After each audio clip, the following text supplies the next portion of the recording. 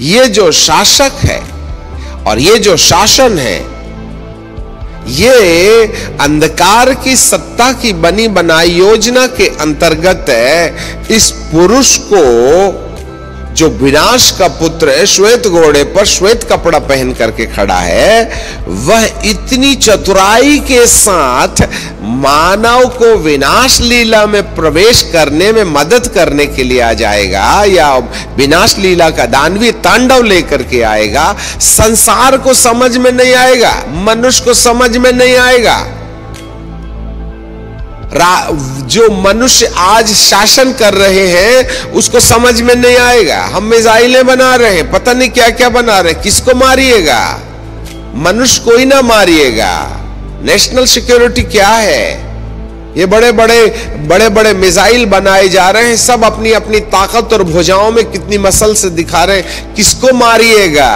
Corona ने किसको मारा? तुम्हारा क्या गया? गया तो मेरे परमेश्वर का ना। कितने लोग बेघर बार हो गए। शैतान को क्या लेना देना है? वो तो मारना ही चाहता है। अरे सृष्टि तो परमेश्वर की ना बर्बाद हो रही है। आपको मालूम है स्वर्ग में कितना मातम मना है इस समय में?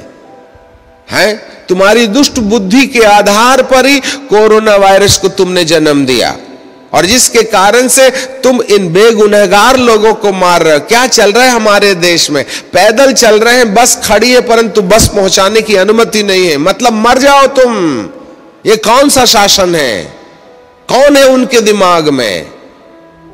क्या पहले से रणनीति नहीं बनाई जा सकती थी हमारे देश को प्रतिबंधित करने के लिए? ये सब क्या चल रहा है यहां पर? आपको जानकारी मिले, कहीं ना कहीं दुष्ट परमेश्वर की सृष्टि को मार रहा। बेगुनहगार लोग मर रहे हैं, पैदल हो चल चल करके आत्महत्याएं कर रहे हैं। कौन दबाव दे रहा है? क्यों परमेश्वर की सृष्टि के साथ खिलवाड़ हो रहा है? ये ना किसी मनुष्य का खेल है, ना मनुष्य का दिमाग है, पर इन मनुष्य के दिमागों के अंदर में किसी गैर की लगाम है। दुबक करके परमेश्वर की सृष्टि को बर्बाद करना, दुबक करके परमेश्वर के सत्य को तिरस्कार करना। उद्धार करता कहता है, पिता इन्हें क्षमा कर, ये नहीं जानते कि क्या करते हैं, इन्हें क्षमा कर दे। क्षमा देने वाले दाता को कह रहे ईसाइयों का देवता इनको मारो। क्या चल रहा है आपके जमाने में? ये तो सब बाद में होना चाहिए, परंतु आज ही दिखाई दे रहा है। इसका मतलब कहीं ना कहीं चीते की तरह दुष्ट परमेश्वर की ही सृष्टि के माथे पर बैठकर परमेश्वर की ही सृष्टि को बर्बाद कर धनुष। मनुष्य ख्रिस्त विरोधी नहीं है। जो आज शासन कर रहे हैं वो दुष्ट नहीं है, वे तो परमेश्वर की सृष्टि है। परन उनकी अज्ञानता को, उनकी मूर्खता को कोई दुरात्मा इस्तेमाल कर रही है। सर्फ तो परमेश्वर की सृष्टि थी, सर्फ कोई शैतान नहीं था, परंतु सर्फ के माथे पर कोई बैठ गया। आज मानव की ही सृष्टि के दिमाग में दुष्ट ने अपना प्रभाव डालकर उस मानव को मानव का विद्रोही बना दिया। क्यों? क्योंकि उनके माथे किसी गैर के पकड़ में चले गए और उस दुरात्मा ने उनके माथे पर नियंत्रण करते हुए उनको विद्रोही बना दिया। आज हम हिंदुस्तान, पाकिस्तान, चाइना, अमेरिका, ये सब क्या चल रहा है? वे सब परमेश्वर की सृष्टि है, उनमें परमेश्वर की आत्मा रहती है। अय्यूब 27:3 के अनुसार बाइबल कहती है हर मनुष्य के अंदर में श्वास इसलिए चल रही है क्योंकि परमेश्वर का आत्मा उसके नथनों में है। 27 अध्याय में अय्यूब के, और 34वें अध्याय में लिखा है कि यदि मैं अपनी आत्मा अपने आप में समेट लूं तो सारे मनुष्य एक साथ मर जाएंगे, और अपने श्वास को अपने आप में समेट लूं तो सारे जीवधारी एक संग नष्ट हो जाएंगे। सब मनुष्य, चाहे वह चाइना वाले हो, अमेरिका वाले हो, पाकिस्तान वाले हो, हिंदुस्तान वाले हो, हिंदू हो, मुसलमान हो, पंजाबी हो, ईसाई हो, गोसाई हो, कसाई हो, सबके नथनों में एक ही मालिक की श्वास है। एक ही मालिक ने बुद्धि दिया बोल के अंग्रेजी बोल रहे हो आप, परंतु क्यों एक दूसरे की हत्या कर रहे हैं आप? क्यों एक दूसरे के लिए विनाश के सबब बने हैं आप? इसलिए क्योंकि कहीं ना कहीं दुबक करके एक दुष्ट मानव की बुद्धि को पथभ्रष्ट करते हुए उसे मानव को ही मानव के विद्रोही बना करके विनाश लीला का दानवीय तांडव देखने के लिए हम सबको अंधा करके रखा हुआ है। इसलिए किसी भी देश के शासक को दुष्ट मत बोलो, किसी भी देश की राजनीति को दुष्ट मत बोलो, किसी भी व्यक्ति की क्रूरता के पीछे उसका अपना कोई योगदान नहीं है, वरन उसके पीछे अंधकार की सत्ता का प्रभाव है। जैसे परमेश्वर की सृष्टि जो अदन के बगीचे में सर्फ के रूप में रची गई थी, उसका दुरुपयोग किया दुष्ट ने, उसी लूसीफर पुराने अजगर ने, वही आज मानव की बुद्धि को पथभ्रष्ट करते हुए परमेश्वर की सृष्टि को बर्बाद करने में, देखो बेचारे मजदूरों को भूखे मर रहे हैं, और ये करोड़पति ऐश के साथ में इतना धन लेकर के बैठे हैं, जिनको खाने तो बनता नहीं इसलिए हाजमोला टिका रहे हैं। मेरे प्रियो, ये असमानता किसने लाई है? चीते के समान। आज के तार में जोड़ के हमने इसको पढ़ लिया। इसकी विकृतता उस जमाने में कैसी रहेगी जब कलीसिया उठा ली जाएगी। दुबक करके चीते की नाई, चीता एक दुबक करके शिकार के पास पहुंचने वाला कैरेक्टर है, और जब वह अपने शिकार के पास पहुंच जाता है तो इस पशु के पांव भालू के समान है। ये जो भालू होता है, सबसे बड़े बड़े नाखून इसी भालू के पास होते हैं, और वह फाड़ने में बड़ा माहिर होता है। आपको जानकारी मिले, एक ऐसा शासन, एक ऐसा शासक जो अपनी चतुर बुद्धि के द्वारा संपूर्ण धरती पर एक राज मुकुट जय प्राप्त करने के लिए निकला, शासन करने के लिए तैयार हो जाएगा। और उस शासन और शासक के अंतर्गत मनुष्यों की बर्बादी, थर्ड वर्ल्ड वॉर की कहानी, लिसन मी केयरफुली। छह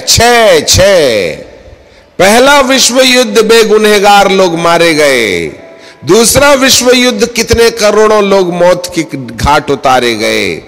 आज की पॉपुलेशन के अनुसार जब तीसरा विश्व युद्ध होगा तो कितने लोग मरेंगे, उसकी कहानी तो कैलकुलेटर से ही निकाली जा सकती है। ये पशु इंसान को इंसान के खिलाफ खड़ा कर देगा, और उसे एक शासक की आवश्यकता होगी, और वो इंसान की तरह जो मनुष्य के द्वारा नहीं वरन दुरात्मा के द्वारा उत्पन्न होगा, उसको इस शासक के शासन में उस सिंहासन पर बिठा दिया जाएगा, जिसका उद्देश्य भालू के समान फाड़ खाने के लिए होगा, और उसका मुंह सिंह का सा था। सिंह शासक करता है, बात शासन की है, आगे पीछे बात नहीं है कोई। शासन, शासक। आज लोग कुर्सी के लिए लड़ रहे हैं, जितना कुकर्म हो सकता है सब करने तैयार। आज एक नेता गद्दी पाने के लिए नेताओं के सामने, अपने बड़े नेताओं के सामने अपनी बेटी और बीबी को भी परोस देता है कि वह गद्दी अख्तियार करे। आज शासन का नशा शासकों के अंदर में इस तरीके से है कि वे अपनी पत्नी भी परोसे जा रहे हैं। आपको क्या लगता है कौन इनके दिमाग के अंदर में बैठा हुआ है? बेगुनहगारों की हत्या में खिलखिला के हंसना, यह तो कलीसिया के उठाए जाने के बाद होना चाहिए, उसकी झलकियां तो पहले से दिखाई देने लगी। चलिए, शासन सिंह के समान, और उस अजगर ने, अब यहां बिल्कुल सटीक प्रश्न आ जाएगा, अजगर ने अपनी सामर्थ्य और अपना सिंहासन और बड़ा अधिकार उसे दे दिया। किसे दे दिया? 6वें अध्याय वाले श्वेत घोड़े पर बैठे हुए, श्वेत कपड़े पर, हाथ में धनुष लिया, सिर में मुकुट लिया, उसको दे दिया। इससे ऐसे पता चलता है कि कलीसिया के उठाए जाने के बाद संपूर्ण धरती की राजनीति सिमट कर एक व्यक्ति के हाथ में आ जाएगी। संपूर्ण सृष्टि की ताकत, पावर एक व्यक्ति के हाथ में आ जाएगी। संपूर्ण सृष्टि के धर्म एक व्यक्ति के हाथ में आ जाएंगे। संपूर्ण सृष्टि का पैसा एक व्यक्ति के कंट्रोल में आ जाएगा और संपूर्ण धरती की मिसाइल पावर, कंप्यूटर पावर, अमका पावर, ढमका पावर एक व्यक्ति के हाथ में आ जाएगा।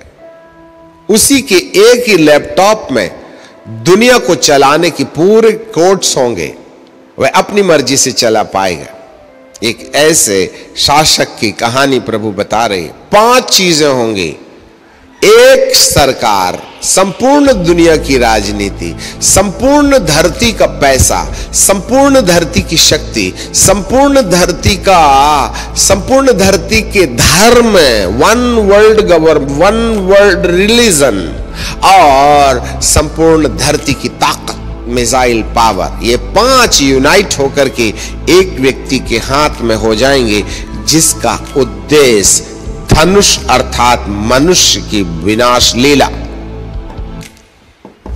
ये 3rd वर्ल्ड वॉर लेके आएगा।